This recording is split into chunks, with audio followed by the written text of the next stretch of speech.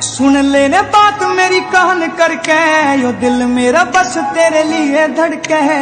तोड़ के trust miss use करूंगा, बेड कार्ड देखे हाले अपने दिमाग तय। तू ही मेरी जिंदगी का एम सुन ले, एक तू ही मेरी आखिरी उम्मीद बावली। वो तेरा नाम मेरी हर एक सांस पे, तू माने या ना मान मेरी बात लाडली। तेरा नाम मेरी हर एक सांस पे।